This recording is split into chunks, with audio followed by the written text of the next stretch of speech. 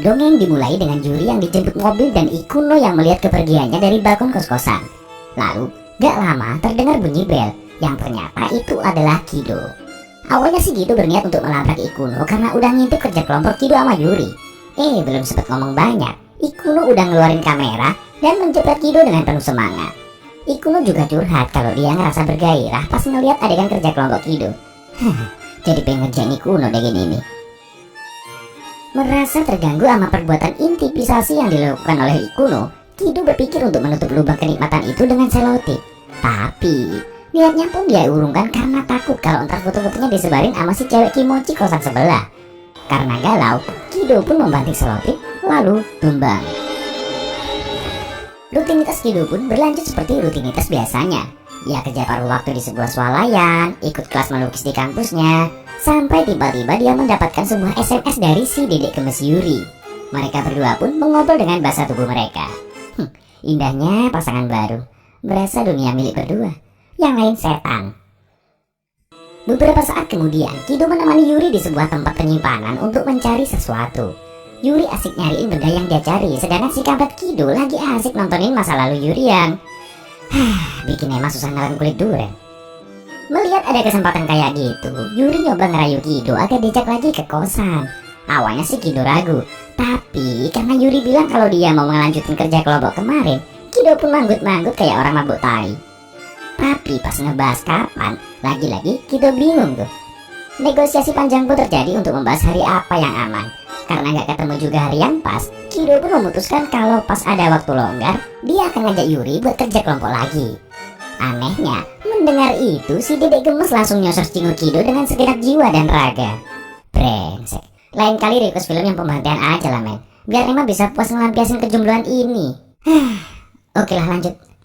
Sepulang sekolah, Kido melihat ada bapak kos yang mengunjungi kosan Ikuno. Nah, Kido kepikiran nih buat ngaduin kalau ada tembok yang bolong. Tapi pas ngelihat kalau Ikuno muncul lagi sambil ngasih kode soal foto, si Kido pun mengurungkan niatnya. Selanjutnya, Kido pun mulai belajar menggambar lagi di kamarnya dan sudah mulai terbiasa dengan lubang kenikmatan yang ada di dinding kos-kosannya. Keesokan harinya, di kantin kampus, Hori nyamperin Kido buat ngobrol-ngobrol. Nah, si Hori ini mencoba untuk mengorek informasi soal hubungannya sama Yuri dan juga hubungannya dengan Ikuno. Dan karena Kido bilang kalau dia nggak pacaran sama Ikuno, si cowok sok keren ini pun merasa ada kesempatan. Lalu, tiba-tiba aja Makiko memanggil Kido dari luar. Ngelihat Makiko, si Hori mutusin buat cabut tuh. Saping deh kayaknya nih bocah men. Nah, ngelihat kalau Hori kayaknya menghindar dari Makiko, si dedek manis ini kayaknya nggak begitu peduli sih. Malahan, dedek manis ini godain si Kido dengan ngeluarin sebuah perbuatan yang lihat aja sendiri deh men. Absurd gak tuh?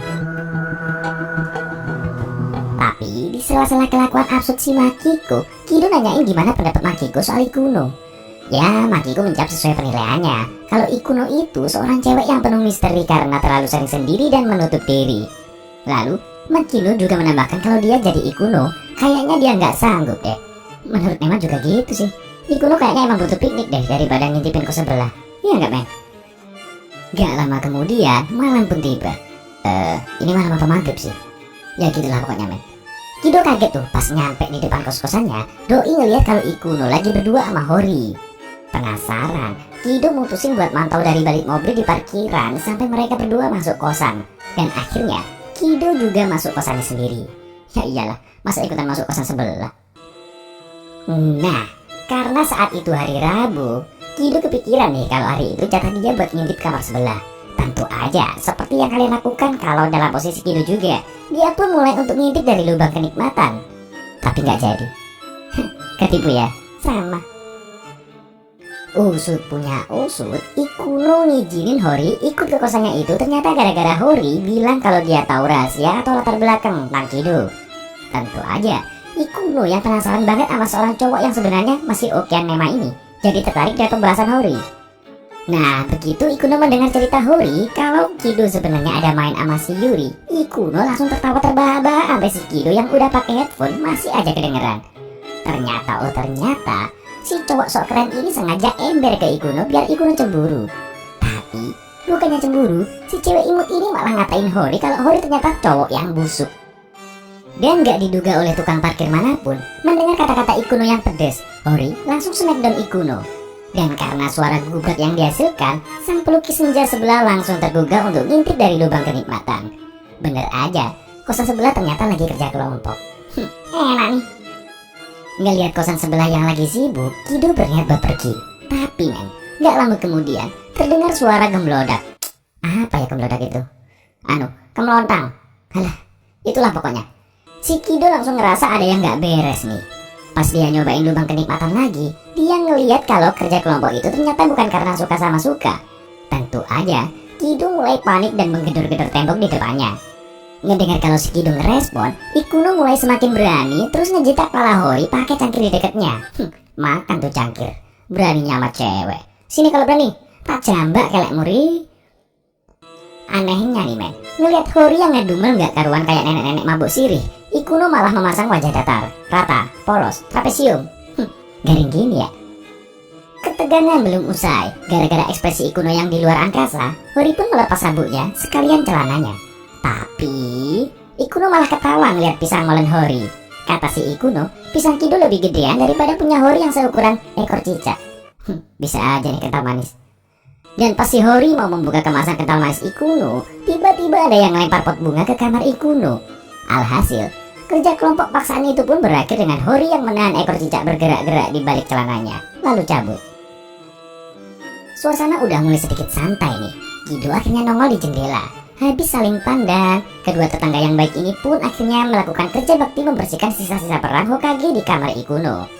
Lalu, sewajarnya seorang cewek yang telah diselamatkan oleh sang pahlawan, walaupun kemalaman, Ikuno pun mengucapkan terima kasih karena udah mengintipnya. Loh, kirain mau terima kasih udah ditolong, ternyata makasih udah diintip. Mendengar itu, Kido jadi salting nih men. Lalu Kido nanya nih, apa dagangan Ikuno aman-aman aja? Nah terus, bukannya menjawab langsung, Ikuno malah ngebuka rolling door-nya terus nyuruh Kido buat ngecek dagangan Ikuno sendiri. Wow, ada ya cewek kayak gini. Tapi men, karena si Kido nggak ada niatan buruk, Kido malah marah-marah sama tabiat Ikuno yang selalu nggak jelas kalau sama Kido. Ya walaupun Ikuno bilang kalau dia suka sama sifat Kido yang kayak gitu, Kido tetap aja nggak mau denger, terus cabut deh. Bener Kid, cowok harus punya prinsip. Setuju gak men? Kalau Nei masih enggak. Keesokan paginya, Kido mengalami sebuah fenomena baru. Untuk pertama kalinya, Ikuno dan Kido berangkat bareng ke kampus. Udah, gitu aja sih fenomenanya. Gak usah nungguin men. Nah baru karena tadi bangunnya kesiangan, Kido masuk pas posisi kelas udah mulai. Ngeliat Kido masuk, si dedek gemes senyum-senyum tuh men. Duh, ada ngeliatnya, kayak kecolok es lilin. Tapi nggak lama pas Kido masih berjalan menuju ke bangkunya, Ikuno ikut-ikutan masuk kelas. Tentu aja, si dedek gemes Yuri jadi berpikir yang enggak deh. Nah, galau kan jadinya. Alhasil, Kido dicengin. Aduh. Pelajaran pun kelar. Gak tahu gimana ceritanya, Shoko Sensei ikutan nongkrong bareng di kantin sama Kido and the gang. Nah, pas yang lain lagi ketawa ketiwi gak jelas, terjadilah sesi wawancara tuh antara dedek Yuri sama si babang tampan Kido. Yuri masih penasaran tuh, apa iya tadi Kido gak jalan bareng sama Ikuno? Apa iya Kido belum punya cewek? Tapi dengan senyuman dan kata-kata manisnya, Yuri tetap aja percaya sama Kido. Ini nih salah satu alasan yang bikin Nema demen sama cewek. Lalu tiba-tiba aja si Yoneyama membuka topik yang menarik. Dia tanya ke Shoko Sensei, dari kelima remaja ini kira-kira siapa sih yang paling cocok buat jadi pasangan? Sambil berpikir, Shoko Sensei akhirnya memilih Kido dengan Ikuno. Aduh, mampus. Ngedenger jawaban Shoko Sensei, Yuri langsung kecut. Udah gitu, si jangkir Yoneyama malah ngomporin Kido buat jadian sama Ikuno aja sekalian. Ya otomatis, dedek gemes makin salting sampai ngejatuhin cangkirnya.